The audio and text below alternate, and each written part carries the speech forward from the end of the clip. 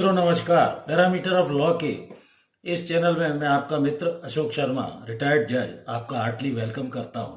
आज मैं power of attorney के संबंध में इस वीडियो में कुछ महत्वपूर्ण जानकारी देने जा रहा हूं। मित्रों, पावर ऑफ अटॉर्नी या जिसे मुख्तारनामा कहा जाता है, ये अपने अधिकार किसी दूसरे व्यक्ति को देने को एक दस्तावेज जो लीगली होता है, बनाया जाता है कानूनी रूप से, उसे पावर ऑफ अटॉर्नी या मुख्तियारनामा कहा जाता है।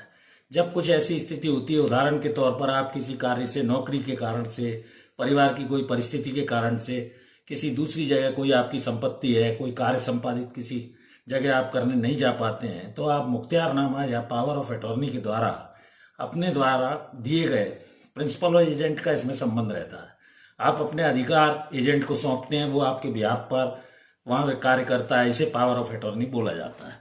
तो पावर ऑफ अटॉर्नी को क्या रजिस्टर्ड कराना आवश्यक है और क्या पावर ऑफ अटॉर्नी से खरीदी गई संपत्ति वैलिड है, तो ये इस सब चीजों का जवाब मैं इसमें दूंगा। इसमें जो पावर ऑफ अटॉर्नी के द्वारा जो भी आप स्टैम्प पेपर पर पावर ऑफ अटॉर्नी देते हैं, अपने अधिकार को दूसरे व्यक्ति को प्रिंसिपल के रूप में एजेंट को सौंप देते हैं। वो आपके बिहाफ पर, जैसे आप बेंगलोर में रहते हैं, बॉम्बे में आपकी कोई प्रॉपर्टी है, तो नौकरी जॉब के कारण आप अन्य कारणों से वहां नहीं जा सकते हैं, तो उसको आप अधिकृत करते हैं। वो आपके सारे अधिकारों का प्रयोग आपके बिहाफ पर वहां करता है। और ऐसा मुख्तियारनामा या पावर जब उसे मिल जाता है, तो प्रिंसिपल और एजेंट का जो संबंध है वो माना जाता है। प्रॉपर्टी के संबंध में कोई बेचना है, किसी अन्य कार्यवाही को संपादित करना है, तो पावर ऑफ अटॉर्नी व्यवसाय को संभालने के लिए भी दी जाती है, प्रॉपर्टी की देखभाल करने, कोर्ट में केस कंडक्ट करने, इन सब कार्यों के लिए पावर ऑफ अटॉर्नी या मुख्तियारनामा किसी दूसरे व्यक्ति को दिया जाता है। कोई चीज वो खरीद रहा है, बेच रहा है, तो जनरल पावर ऑफ अटॉर्नी सामान्य कार्यों को संपादित करने के लिए होती है और स्पेशल पावर ऑफ अटॉर्नी किसी विशिष्ट कार्य को संपादित करने हेतु संपादित की जाती है, जिसे लगभग नोटराइज लोग कराते हैं, लेकिन रजिस्टर्ड करा लेना चाहिए रजिस्ट्रार ऑफिस जाकर।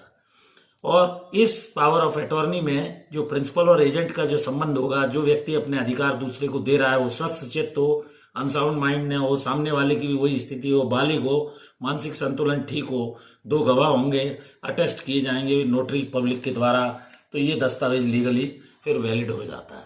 अनुभवी वकील से बनवा लें, बेहद विश्वास पात्र व्यक्ति को ही मेरे मत में आप पावर ऑफ अटॉर्नी या मुख्तियारनामा दें, अन्यथा भविष्य में किसी तरह की भी परेशानी आ सकती है।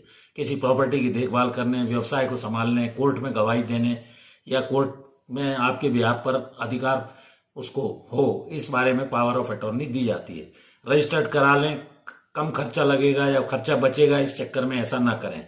माननीय सर्वोच्च न्यायालय ने एक 2011 के निर्णय में Suraj lamp and industries versus Haryana के केस में पावर ऑफ अटॉर्नी को कानूनी दस्तावेज माना और रजिस्टर्ड होना आवश्यक बताया।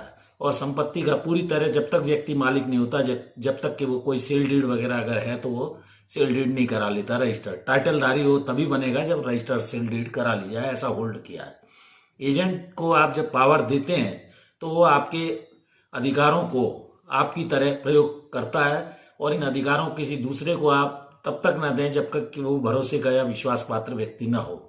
यदि किसी भी व्यक्ति को की मृत्यु दोनों की हो जाती है तो पावर ऑफ अटॉर्नी स्वयं समाप्त हो जाएगी, और जीवित रहने पर, जब तक आप जीवित रहते हैं, तो वो वैलिड रहेगी पावर ऑफ अटॉर्नी जिसे आपने एग्जीक्यूट किया है प्रिंसिपल और एजेंट के रूप में आपस में। और जैसा कि भ्रम है लोगों को कि 3 माह में, 6 माह में पावर ऑफ अटॉर्नी स्वयं ही समाप्त, ऐसा नहीं है।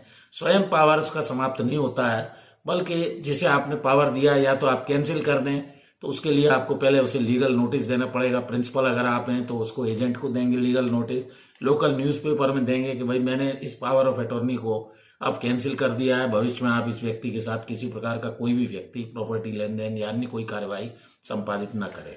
तो इस तरह ये मोटी मोटी सूचना मैंने आपको पावर ऑफ अटॉर्नी के संबंध में दी, और इसे रजिस्टर्ड अवश्य करा लें, विश्वसनीय गवाह रखें, और विश्वसनीय व्यक्ति को ही जब आप बाहर रहते हैं इस कार्यवाही को संपादित करने के लिए अपने अधिकार सौंपें। तो मेरी ये बताई गई जानकारी इस वीडियो में आपको कैसी लगी?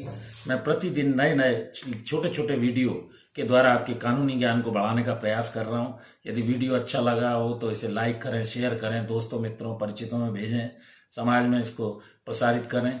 और मेरे चैनल से जो भी लोग जुड़े हैं, मैं सबका उन सबका हृदय से आभारी हूँ, आपका मित्र हूँ। और मैं आपके समक्ष प्रतिदिन नए नए वीडियोस ला रहा हूँ। इस वीडियो में यहीं तक, और कल फिर मिलते हैं नए वीडियो के साथ।